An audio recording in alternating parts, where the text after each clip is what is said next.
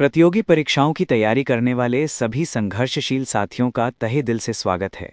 मैं हूं आपका अपना दोस्त और आपका होस्ट मनोहर सोनी। और आज हम भारतीय राज व्यवस्था और अर्थव्यवस्था के एक ऐसे संगम पर गोता लगाने वाले हैं जहां से पूरे देश की आर्थिक दिशा तय होती है। ये वो विषय है जिसे सुनकर अक्सर छात्र घबरा जाते हैं, बड़े बड़े आंकड़ों और जटिल शब्दों के बोझ तले दब जाते हैं। लेकिन यकीन मानिए, आज के बाद आपको आर्थिक सर्वेक्षण यानी इकोनॉमिक सर्वे और बजट किसी अबूझ पहेली की तरह नहीं, बल्कि एक दिलचस्प कहानी की तरह लगेंगे। कभी आपने सोचा है कि सरकार को कैसे पता चलता है कि देश की आर्थिक सेहत कैसी है? उसे कैसे मालूम होता है कि अगले साल सड़कें, अस्पताल और स्कूल बनाने के लिए कितने पैसे चाहिए होंगे? आपकी जेब से निकलने वाला टैक्स का पैसा कहाँ कहाँ खर्च होता है? महंगाई कम होगी या बढ़ेगी? और सरकार देश के विकास का रोड मैप कैसे तैयार करती है? इन सभी सवालों का जवाब दो महत्वपूर्ण दस्तावेजों में छिपा है। पहला है आर्थिक सर्वेक्षण, जो देश की अर्थव्यवस्था का हेल्थ रिपोर्ट कार्ड है, और दूसरा है बजट, जो उस रिपोर्ट कार्ड के आधार पर बनाया गया अगले साल का एक्शन प्लान और खर्च का हिसाब किताब है। दोस्तों, ये विषय सिर्फ अर्थशास्त्र के छात्रों के लिए नहीं है। ये हर उस नागरिक के लिए जरूरी है जो जानना चाहता है कि उसका देश कैसे चल रहा है, और हर उस परीक्षार्थी के लिए अनिवार्य है जो सफलता की सीढ़ी चढ़ना चाहता है। इस लेख में हम इन जटिल दस्तावेजों को परत दर परत खोलेंगे। हम शून्य से शुरू करेंगे और हर तकनीकी शब्द को सरल भाषा में समझेंगे। हम जानेंगे कि बजट बनता कैसे है, संसद में पारित कैसे होता है, और इसका आपकी और हमारी जिंदगी पर क्या असर पड़ता है। तो अपनी सीट बेल्ट बांध लीजिए, क्योंकि हम भारत की आर्थिक नीति निर्माण की इस रोमांचक यात्रा पर निकलने वाले हैं, जहां हर मोड़ पर आपको देश की अर्थव्यवस्था के बारे में कुछ नया और अद्भुत जानने को मिलेगा। भाग एक, आर्थिक सर्वेक्षण क्या है? देश का हेल्थ रिपोर्ट कार्ड। बजट को समझने की यात्रा शुरू करने से पहले हमें उस दस्तावेज को समझना होगा जो बजट की नींव रखता है, यानी आर्थिक सर्वेक्षण। इसे एक बहुत ही सरल उदाहरण से समझते हैं। मान लीजिए आप बीमार महसूस कर रहे हैं और डॉक्टर के पास जाते हैं। डॉक्टर आपको दवा देने से पहले आपकी पूरी जांच करेगा, blood test, x-ray, BP check आदि। इन जांचों से एक रिपोर्ट तैयार होगी जिससे पता चलेगा कि आपके शरीर में क्या समस्या है, कौन से अंग ठीक काम कर रहे हैं और कहाँ सुधार की जरूरत है। उस रिपोर्ट के आधार पर ही डॉक्टर आपके लिए दवाइयों का पर्चा और आगे का डाइट प्लान लिखेगा। इस पूरे परिदृश्य में आर्थिक सर्वेक्षण वो मेडिकल रिपोर्ट है और बजट वो दवाइयों का पर्चा और डाइट प्लान है। आर्थिक सर्वेक्षण क्या है? आर्थिक सर्वेक्षण वित्त मंत्रालय द्वारा जारी किया जाने वाला एक वार्षिक दस्तावेज है जो पिछले एक साल में भारतीय अर्थव्यवस्था के प्रदर्शन का विस्तृत और आधिकारिक ब्यौरा प्रस्तुत करता है। ये एक तरह से देश की अर्थव्यवस्था का पूरा लेखा जोखा है, जिसमें बताया जाता है कि पिछले साल हमने क्या हासिल किया, कहाँ चूके और भविष्य में क्या चुनौतियां और अवसर हैं। कौन और कब प्रस्तुत करता है? कौन तैयार करता है? इसे भारत सरकार के मुख्य आर्थिक सलाहकार यानी चीफ इकोनॉमिक एडवाइजर के मार्गदर्शन में वित्त मंत्रालय का आर्थिक कार्य विभाग तैयार करता है। कब प्रस्तुत होता है? परंपरागत रूप से इसे संसद में बजट पेश होने से ठीक एक दिन पहले पेश किया जाता है। ये परंपरा दिखाती है कि पिछले साल के प्रदर्शन और भविष्य के सुझावों को देखने के बाद ही अगले साल की योजना यानी बजट प्रस्तुत की जा रही है। आर्थिक सर्वेक्षण में क्या होता है? ये दस्तावेज आमतौर पर दो भागों वॉल्यूम्स में आता है। हालांकि हाल के वर्षों में इसे एक ही भाग में समाकलित करने का चलन भी देखा गया है। भाग एक, वॉल्यूम वन, इसमें अर्थव्यवस्था के सामने मौजूद वैचारिक और विश्लेषणात्मक मुद्दों पर ध्यान केंद्रित किया जाता है। ये भविष्य की चुनौतियों, नीतिगत विचारों और सुधारों के लिए एक रोड मैप प्रस्तुत करता है। इसकी भाषा थोड़ी अकादमिक हो सकती है, लेकिन ये सरकार की सोच की दिशा को समझने के लिए महत्वपूर्ण है। भाग दो, वॉल्यूम टू, ये पिछले वित्तीय वर्ष का एक विस्तृत तथ्यात्मक अवलोकन होता है। इसमें हर क्षेत्र, कृषि, उद्योग, सेवा, बुनियादी ढांचा, रोजगार, महंगाई, विदेशी व्यापार का विस्तृत विश्लेषण आंकड़ों के साथ प्रस्तुत किया जाता है। यह भाग प्रतियोगी परीक्षा के लिए आंकड़ों और तथ्यों का खजाना होता है। आर्थिक सर्वेक्षण का महत्व क्यों है? विश्वसनीय आंकड़ों का स्रोत। ये सरकारी आंकड़ों का सबसे विश्वसनीय स्रोत है। परीक्षा में उत्तर लिखते समय यहाँ के आंकड़ों का हवाला देने से आपके उत्तर का वजन बढ़ जाता है। सरकार के प्रदर्शन का मूल्यांकन। ये सरकार की आर्थिक नीतियों की सफलता और असफलता का एक आईना है। भविष्य की दिशा का संकेत। ये केवल पिछली कहानी नहीं बताता, बल्कि भविष्य के लिए सुझाव भी देता है। इससे पता चलता है कि सरकार आने वाले समय में किन क्षेत्रों पर ध्यान केंद्रित कर सकती है।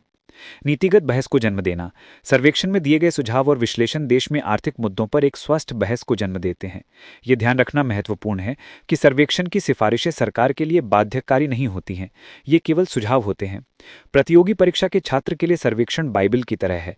ये न केवल प्रारंभिक परीक्षा के लिए तथ्य प्रदान करता है, बल्कि मुख्य परीक्षा में विश्लेषणात्मक उत्तर लिखने और साक्षात्कार में अपनी राय रखने का एक मजबूत आधार भी तैयार करता है।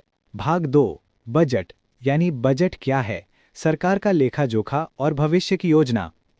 अब जब डॉक्टर ने रिपोर्ट यानी आर्थिक सर्वेक्षण देख ली है, तो अब बारी है इलाज की पर्ची यानी बजट लिखने की। बजट क्या है?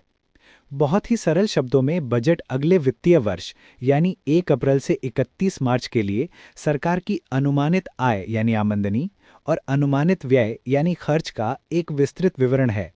यह सिर्फ आंकड़ों का खेल नहीं है, बल्कि यह सरकार का एक राजनीतिक, आर्थिक और सामाजिक घोषणा पत्र है, जो बताता है कि सरकार की प्राथमिकताएं क्या हैं और वो देश के संसाधनों को किस प्रकार उपयोग करने की योजना बना रही है। संवैधानिक प्रावधान।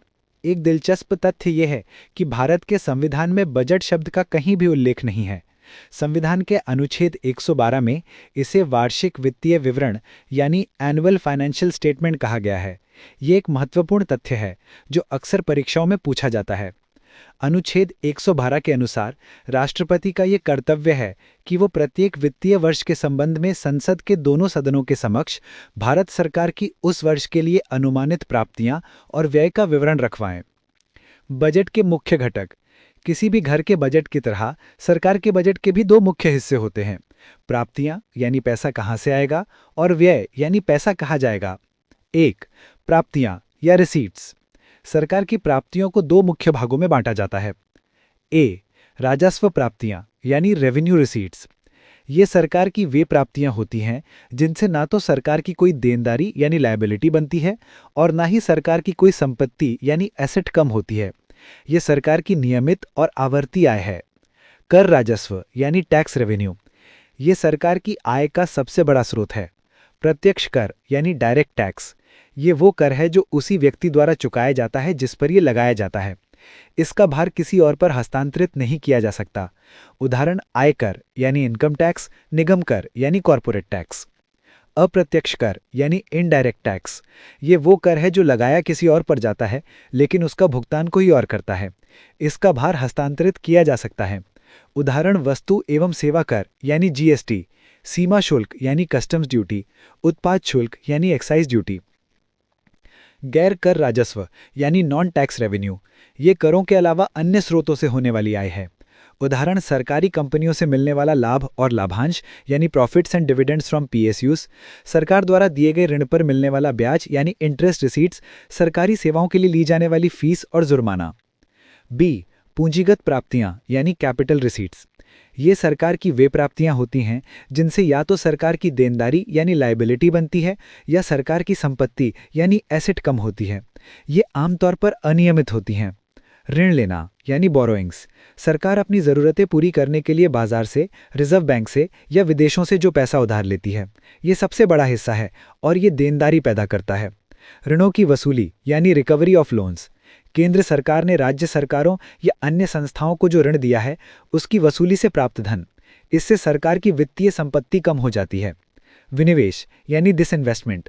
जब सरकार अपनी किसी सार्वजनिक क्षेत्र की कंपनी में अपनी हिस्सेदारी बेचती है तो उससे प्राप्त धन, इससे सरकार की संपत्ति कम हो जाती है। 2. व्यय यानी एक्सपेंडिचर। सरकार के खर्चों को भी दो मुख्य भागों में बांटा जाता है। ए. राजस्व व्यय यानी रेवेन्यू एक्सपेंडिचर। ये सरकार का वो खर्च है जिससे ना तो किसी संपत्ति का निर्माण होता है और ना ही किसी देनदारी में कमी आती है। ये सरकार के सामान्य कामकाज और दिन प्रतिदिन के खर्चों से संबंधित है। इसे अक्सर गैर विकासात्मक व्यय माना जाता है, हालांकि ये पूरी तरह सही नहीं है। उदाहरण सरकारी कर्मचारियों का वेतन और पेंशन, सब्सिडी जैसे खाद्य, उर्वरक और एलपीजी पर खर्च, सरकार द्वारा लिए गए ऋण पर ब्याज का भुगतान यानी इंटरेस्ट पेमेंट्स, राज्यों को दिए जाने वाले अनुदान, रक्षा सेवाओं पर खर्च। बी. पूंजीगत व्यय यानी कैपिटल एक्सपेंडिचर। ये सरकार का वो खर्च है जिससे या तो किसी भौतिक या वित्तीय संपत्ति का निर्माण होता है या फिर सरकार की देनदारियों में कमी आती है। इसे विकासात्मक व्यय माना जाता है क्योंकि ये देश की उत्पादक क्षमता को बढ़ाता है। एक अच्छी अर्थव्यवस्था के लिए पूंजीगत व्यय यानी कैपिटल एक्सपेंडिचर को राजस्व व्यय से अधिक महत्वपूर्ण माना जाता है, क्योंकि ये भविष्य के विकास की नींव रखता है। भाग 3। बजट से जुड़े महत्वपूर्ण शब्द और अवधारणाएं। बजट की खबरों को पढ़ते या सुनते समय कुछ ऐसे शब्द बार बार आते हैं जो हमें कंफ्यूज कर देते हैं। आइए इन गुत्थियों को सुलझाते हैं। 1.